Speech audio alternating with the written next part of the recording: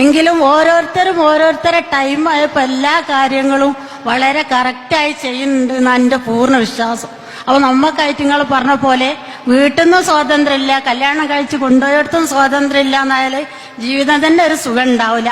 എൻ്റെ അഭിപ്രായം എല്ലാ മാതാക്കളും പെൺകുട്ടികൾക്ക് ആ രീതിയിലൊരു മുൻഗണന കൊടുക്കണം എന്നാണ് എൻ്റെ ഫലമായ അഭിപ്രായം. എനിക്ക് 4 പെൺകുട്ടികളാണ്. അതുകൊണ്ട് തന്നെ എനിക്ക് എല്ലാ അമ്മമാരോടും പറയാനുള്ളത് ഇവരെ സ്നേഹിക്കണം, ഇവർക്ക് സ്വാതന്ത്ര്യം കൊടുക്കണം എന്നുള്ളടത്താണ് എനിക്ക് പറയാനുള്ളത്. അസ്സലാമു അലൈക്കും.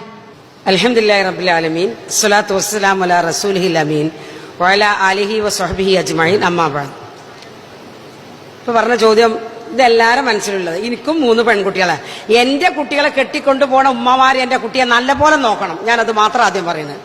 ഈ ആഗ്രഹമുള്ളവരായി ലോകത്തുള്ളത് മുഴുവനും. അപ്പൊ ഇതിന്റെ ആൾക്കാർ ആരാ? ഈ ചോദ്യത്തിന്റെ ഉത്തരം കൊടുക്കേണ്ടവർ നമ്മളാണ്. എന്റെ ആൺമകനെ കൊണ്ടാ ഒരു നിങ്ങളെ പെൺകുട്ടിയെ കൊണ്ടുവരിക, എന്റെ പെൺമക്കളെ നിങ്ങളെ ആൺകുട്ടികളാണ് കൊണ്ടുപോവുക, അല്ലേ?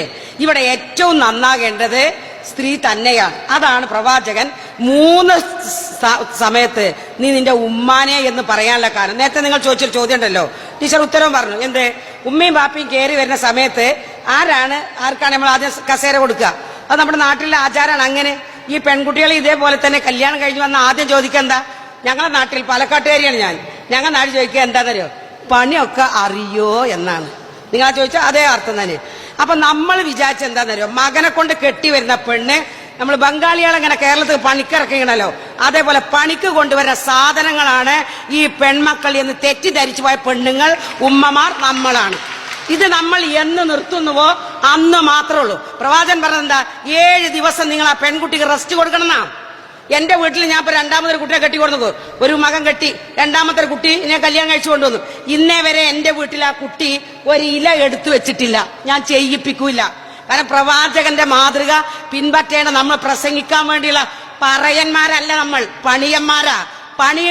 പണിയന്മാരാ നമ്മൾ ആവേണ്ടത്, പറഞ്ഞടക്കലല്ല. എന്റെ മകൾ എന്റെ വീട്ടിൽ നിന്ന് പോകുമ്പോ ഞാൻ ആഗ്രഹിക്കണം എന്താ പറയുക? പടച്ചവനെ, എന്റെ കുട്ടിക്ക് പണിയൊന്നും അറിയില്ല, ആ ഉമ്മ നന്നാകണേ. ഞാൻ പ്രാർത്ഥിക്കണം എന്താ പറയുക? പടച്ചവനെ, എന്റെ കുട്ടികളെ ഉമ്മ നന്നാവണേന്നാ. ഉപ്പ നന്നാവണേ ഇന്നേ വരെ നിങ്ങൾ പ്രാർത്ഥിക്കണോ? ഇല്ലല്ലോ. അമ്മോശാക്കനെ പറ്റി ഇന്നേ വരെ ചീത്ത വാക്ക് നിങ്ങൾ പറഞ്ഞിക്കണോ? കേട്ടുക്കണോ? ഒരു അമ്മോശാക്കാനെ കാണാൻ വരുമ്പോ എന്റെ കാക്കുവങ്ങളുടെ കുട്ടനെ നല്ലപോലെ നോക്കണേ എന്ന് പറയില്ല. ഉമ്മാനെ നമ്മൾ തൊട്ട് കൊടുക്കുക എന്നിട്ട് പറയും ഓളൊക്കെ പഠിച്ചിട്ടുള്ളൂ കേട്ടോ, രാവിലെ അങ്ങനെ ചോറും കൊണ്ട് പോകലാട്ടോ, ഒന്നും പണി അറിയില്ല. ഉമ്മ കല്യാണം കഴിഞ്ഞവരെ നെഞ്ചത്തെടിപ്പ, അല്ലേ? നെഞ്ച് തിടുങ്ങനെ ഇടിക്കുക. എന്റെ നിക്കളയും വേദനയും പറയണേ. ആരാ ഈ സിംഹം? ഞാനെന്ന സിംഹം? ഈ പെണ്ണെന്ന സിംഹം? ഈ സിംഹക്കൂട്ടുക്ക ഈ പൂച്ചക്കുട്ടിനെ കൊണ്ടുവരുന്നത്? ഈ കരടി എപ്പോഴാ ചീറുക എന്ന് വിചാരിച്ചിട്ട് കൊടുത്തയച്ച ഉമ്മയും കരയാണ്, വീട്ടിൽ വരുന്ന പെൺകുട്ടിയും കരയാ. എന്താ? ഈ പുതിയാപ്പളനെ കിട്ടണല്ലോ നമുക്ക്, ഇല്ലേ? അതിനാ ഉമ്മാനെ എങ്ങനെ കൊണ്ട് നടക്കണം എന്നുള്ള പേടിയിലാ ഈ പെൺകുട്ടി വരുന്നത്. ഈ സ്വഭാവം ആദ്യം മാറ്റേണ്ടത് ഈ പ്രസവിക്കുന്ന ഉമ്മമാര്.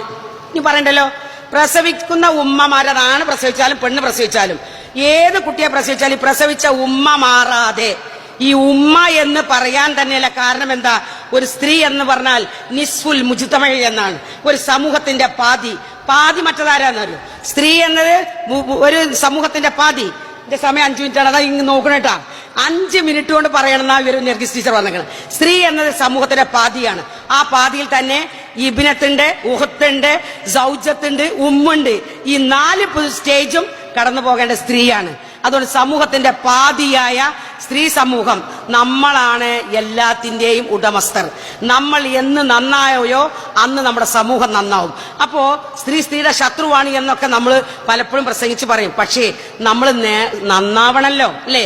ഈ ഇരിക്കുന്ന ആൾക്കാരൊക്കെ തീരുമാനിച്ചു കഴിഞ്ഞു. ഈ വനിതാ ഡേക്ക് എന്ത്? എന്റെ വീട്ടിൽ വരുന്ന പെൺകുട്ടിയെ ഞാനൊരു ബംഗാളിയായി കാണൂല. അവളെ 7 ദിവസം റെസ്റ്റ്, എവിടെങ്കിലും പോയി ചെക്കനും പെണ്ണും നന്നായി സംസാരിച്ച് ഒന്നാൻ പരിചയപ്പെട്ട് എന്നിട്ട് എന്റെ കൂടെ എന്റെ കുട്ടിനോട് ഞാൻ മരകുട്ടി ചോറ് അങ്ങോട്ടൊന്ന് വെക്ക്, ഇതൊന്ന് പാത്രത്തിലാക്ക് എന്നൊക്കെ വേണമെങ്കിൽ നമുക്ക് പറയാം. അതല്ലാതെ അതിനെ നമ്മുടെ വേലക്കാരിയായി കണ്ടു കഴിഞ്ഞാൽ ഞാനും നിങ്ങളും അവസാന കാലഘട്ടത്തിൽ പ്രവാചകൻ സല്ലല്ലാഹു അലൈഹി വസല്ലം പറഞ്ഞു, നിന്റെ ഉമ്മ നിന്റെ ഉമ്മ നിന്റെ ഉമ്മ എന്ന് പറഞ്ഞത് ഈ കാര്യത്തിന് വേണ്ടി മാത്രം. ആർക്കും വിലയില്ലാത്ത വസ്തുവായി തീരുന്നതും ഏറ്റവും ശല്യമുള്ള വസ്തുവായി തീരുന്നതും എല്ലാ വൃദ്ധസദനങ്ങളിൽ ഏങ്ങിക്കരയുന്നവരും സ്ത്രീകൾ മാത്രമാണ്. അത് തിരുത്തേണ്ടവർ നമ്മളാണ്.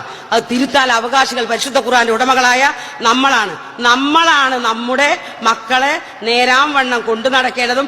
ആണായാലും പെണ്ണായാലും ലോകരക്ഷിതാവായ റബ്ബ് തന്ന ഈ നിഅമത്ത് അത് നിഅമത്തായി കൊണ്ടു നടക്കാൻ തൗഫീഖ് നൽകുമാറാകട്ടെ. ആമീൻ.